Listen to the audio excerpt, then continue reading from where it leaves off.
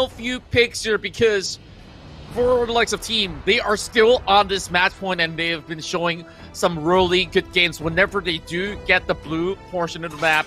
And, you know, it's all about the drafts here to really set the pace. Now they ban out the jaw hit.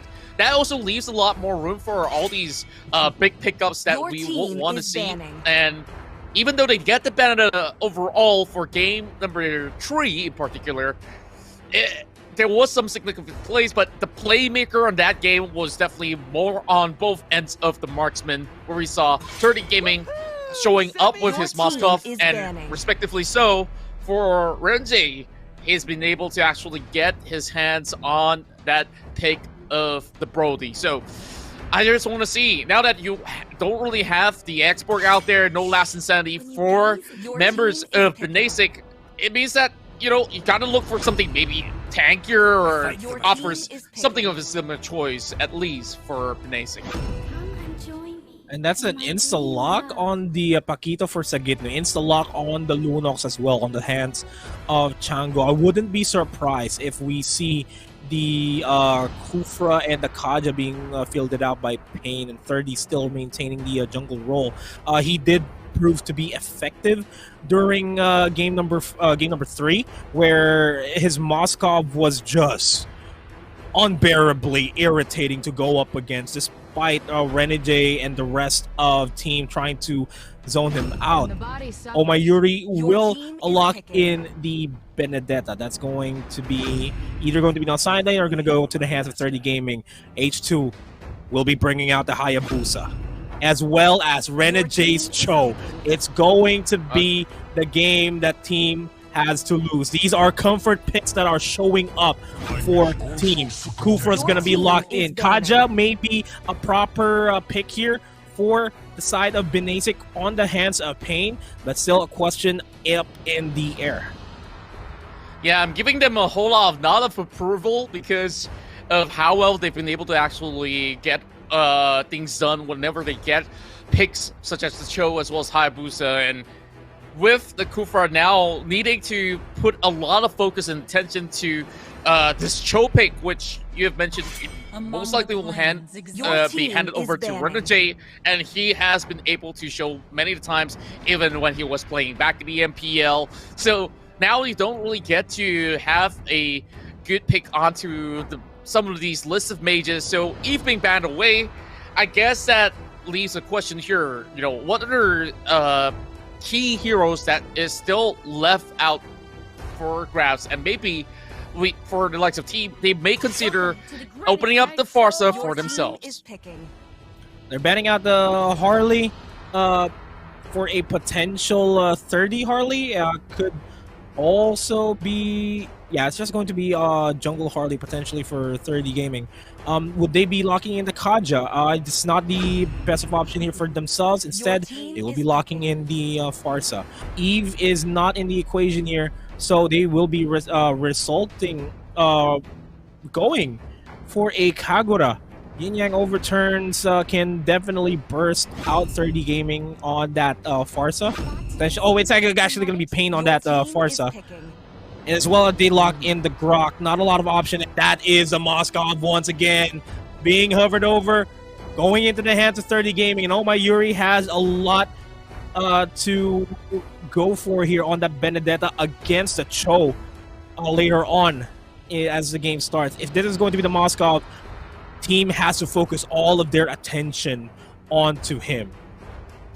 And that's the reason they brought forward the Hayabusa as well as Cho, right? So that you can easily just reach him over the corner, land that way of the dragon, and absolutely single him out when it comes down to some of these fights. But I'm not too sure on how effective all this Grok plays out for the likes of team, because, you know, you have so many of all these good mobility overall, but the Grok can also be melted down if the Moskov gets up online real quickly. So making sure that they don't repeat the same mistakes twice, that they could actually close out the entirety of the series. But now, my vote's now going over the side of Binasic. Very well balanced, and I could see how they could actually go in for a certain tempo of play. I'm not too sure on how much of the Federal Airstrike can actually contribute when it comes down to some of these team fights, because it's going to be quite tough to land it on some of all these high mobility units of team. Man, it's going to be a big question mark. Yeah, I agree on how Farsa's going to be able to join in on the fray. It's a switch up.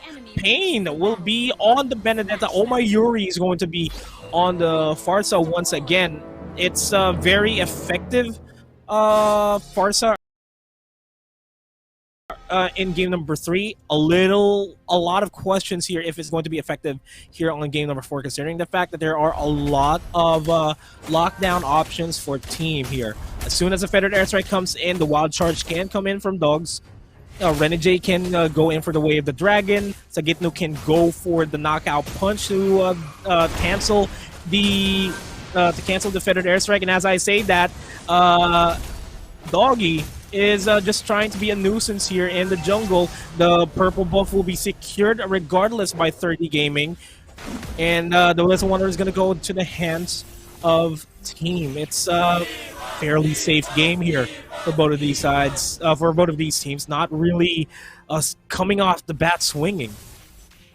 Yeah, and Changu now kind of got in the awkward position, but it won't be first blood just about yet.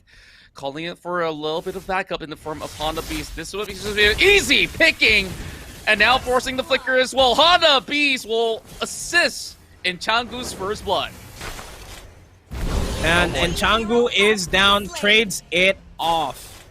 1-for-1 trade, and Honda Beast is up saying is welcome, but that doesn't matter because the rest of Binasic is here to mess with Doggy. The the power of nature chips their HPs, but not going to be amounting to much. Pain Flicks will fall down. A trade for a trade all across the map. Cross-map plays here for these teams.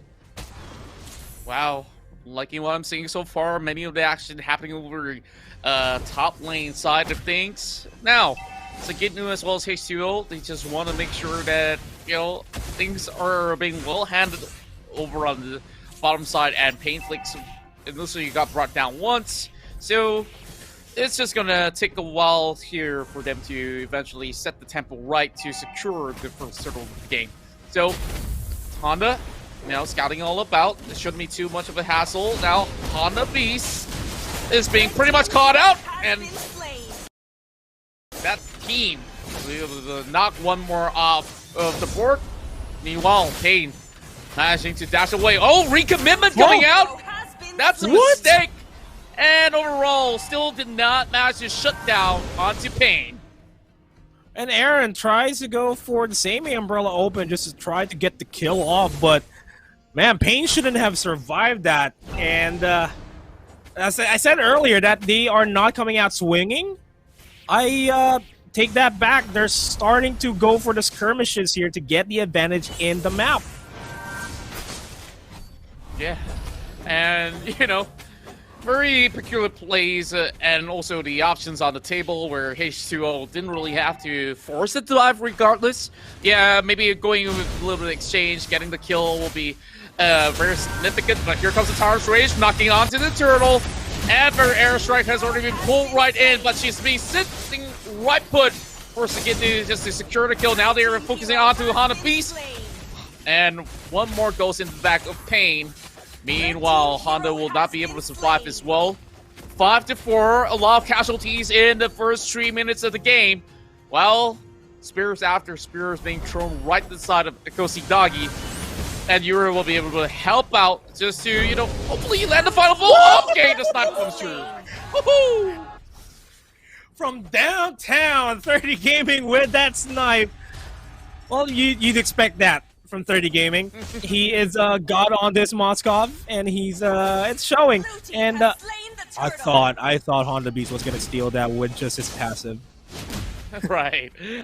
I was having a little bit of slight hopes of that, but thank goodness it is a retribution in hands of H2O overall. So this is going to be a slight contest. Well, I stand corrected.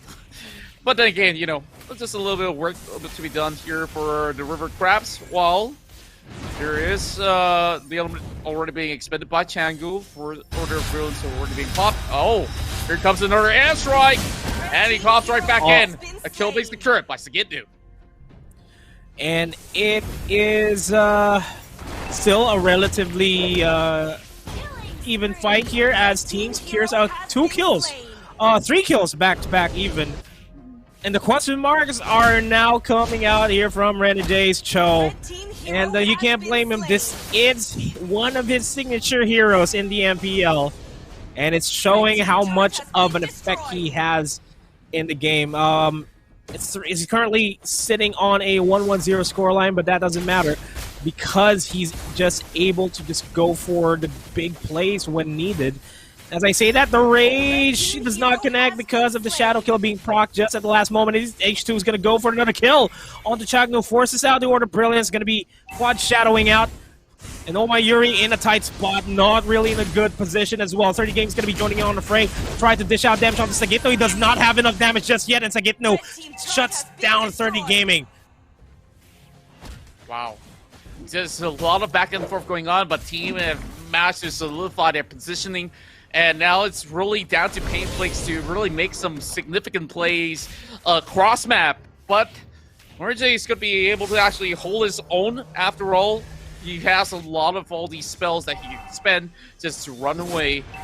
And slowly, skirt out of the way, he will. Meanwhile, Honda Beast, last fight. Going against that Hayabusa, I guess he expended that Tyrant's Rage in hopes to knock him over the wall, but even if he can do that, there was really no follow-up whatsoever. Now, that's one more turtle going in the backs of Akosi Doggy's side of team. And another pickup as well. Okay, what's he doing there? Immortality being popped up. Akosi Doggy makes the run, but wrong direction. The wall charge and conceal, he could have survived, but he really had nowhere to run there. As H2 pops a quad shadow, the revenge connects. The rage, will it happen? No, it's not going to happen because he already used it up, but that's going to be Painflix taking 2 out of commission as Aaron trades it off for Changu in the bottom lane. Wow, just seeing how things have gone so far in the 7-minute mark. Team is just stalling on many of them, and I guess that this is where Binasic is just losing a lot of momentum in the early game with all these tier 1s already falling flat, leaving a lot of space. But okay, what's going on? Dougie's just asking it to inflict more pain, but RJ's around the corner, so he's not really all too concerned anyways. So Sagitnu maybe can go in for a certain setup for a dive for the rest of the team. Meanwhile, charging it right in. Gonna be bringing in a little bit more of an output there. Yuri now has to force his way across. And going just back into the base. Now, trying to hold on his own back, but oh my goodness! Oh, the prediction in that, well, they did see Kufra jump through that brush, but still that Yin Yang overturn being thrown out just counts to them that potential team fight in the mid lane. My goodness, team, they want to end this right now. And team, you can see the fury after game 3. They do not really want to expend any more chances there. Here comes Winter Dragon connecting on towards Tangu. Tangu will be actually answer right back. It's a mega kill for Pain. This time, character hopes and dreams alive for the side of Binasic.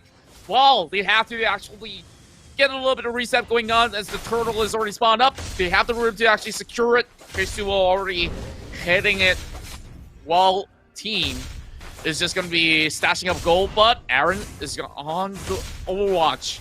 Well, Cooper possibly will try to get things done. Painflix only 1 second too late, and here comes OG Shadow Kill, followed up by the side of Honda Beast, but it's a Hayabusa overall that you don't want to mess with. And he still managed to survive too. Painflix kind of clinching there. He almost got taken down by H2. Good micro from him to use the Eye for a Night to escape, but this is a familiar situation that Binasic has been for the entirety of this series here. Always been on the back foot and was able to mount a defense that can matter. Sagitno is lying in wait in this brush. Spots out where Sagitno is, and Chango's going to be forced to back off here. Meanwhile, in the top lane, they get Renegade out. They can rejoin in the fight in the bottom lane jungle. Umbrella's going to be thrown down. Yin Yang Overturn's not going to be available. Painflix and Chango, they're going to be forced to back off. And the 3-man gank squad here in the bottom lane for a team is just to ensure the consistent push of minions is consistent. And meanwhile, there is a 2-man setup for the side of Binasic in hopes to crush down at the very least the very first turret to be secured. So, needing a little bit of response coming in from the side of T, but you know what? Never mind. Too high of an attack speed to even deal with. So, this is where Sagitno is going to be going on the hunt. As he is almost pretty much concealed. Wow. I guess that's a good catch and a good try overall coming from Honda. Man, I kind of want to see what 30 Gaming has right now. And before that, though, that is almost the shadow kill being committed to try to get the kill onto Changu, but the Order of Brilliance was forced out. Painflix lying in wait in this bottom side brush. Honda Beast just circling around. Will spot Aaron. As God will be spotting him out as well. Doggy needs to back off. Want to be picked off here. And again, all the lanes are pushed out in favor of team. Honda Beast has nowhere to run. Doggy spots out Honda Beast, and Honda Beast is going to be able to run away. Fettered Airstrike is going to be thrown down by Moymoy Yuri. Not exactly the entirety of the duration of the Fettered Airstrike. And it's still... I don't want to call it as a team game right now because Binasic, they made miracle happen in game number 3. This is, if anything, this is just relatively even for themselves. Yeah, and I guess, you know, there has to be a little bit of a tipping point here to really separate both sides of the team. And this battle now being purchased by Renegade. Further airstrike already being pulled out. Honda Beast gets a good connection, lost out with the Town's Rage. Because Doggy will be having the sprint to still book out, but instead gets caught out as well. And they finally find 30 Gaming. This doesn't look all too good for the side of Binasic. Here comes the OG channel kill as well. But, you know, this is very slight commitments as they're only looking for the tier 2. And now I guess they can slowly start up the first Lord on the 12th minute mark. And I feel like Binasic, they are just going to be buying time as much as they can to go for the 20-minute mark once again and force errors here on the side of the team. The trend that we've been seeing in the series is that the longer the game gets, the stronger Binasic becomes, and the more hard it is for them to deal a significant blow on the side of Binasic to really end this. But it's really a question of if Binasic can last long in this fight, as Doggy will be forced to pop the Immortality, and the Way of the Dragon by Renegade picks off Painflix. And these are the debts that Pain does not want to give away towards team. Yeah, and now I guess we finally can have a little bit of peek of what 30 Gaming has in store for us. Wow, it's already going in towards his 4th item already, and he's going to be hurting a whole lot. And surprisingly so, Sagitno is the one with the most goal in the game. Yeah, that Paquito 4-1 and 5. He's being picked up by H2 as well. Lord's going to be marching on over towards his bottom lane inhibitor turret. It's undeniably going to go down, and they're focusing their attention on the 30. They will not be... Well, then now they'll be able to take down the Lord. On the Beast goes for the revenge in the mid lane, trying to prevent any other further pushes, any other further losses coming in. Sagitno will have the knockout punch available. The Conceal is going to be thrown down. They spot out on the Beast. And Baneflex going to be poking out these members here. And the mid lane inhibitor turret is going to go down. Honda Beast needs to look for an opportunity. The Immortality is going to get popped. The minion waves are pushing in for a team. And members here, a 1-4-1 trade so far. Then Sagitno overstaying his welcome as God going to be forced to wild charge out of there. Painflix takes down Doggy. Renegade, though, going to be rejoining on the fight. Has the Way of the Dragon available, but will not be committing any weird plays there. And they're going to be backing off, happy with the 3 inhibitor turrets being taken down. Wow. That's sort of the turret flush coming right through, and it only costed them 2 lives overall. Binasic still managing to hang on after taking down the Lord at the same time. Now, this is where, you know, hitting it towards the late game, it's all about how well can Pain Flicks actually pull things off here, and Renegade should be able to actually get themselves into safety. So, very usual plays coming out from Chose in particular, just showing that, this comfort pick has been absolutely reliable. Meanwhile, Sagitnu can still go in to crash more of these waves, heading in towards the bottom portion of the map. Yeah, Sagitnu is just wanting to just apply a lot of pressure on the side of Binasic, making sure that they do not have priority in the lane. Look at how the lane is looking, how the map is looking right now. All the lanes are all blue.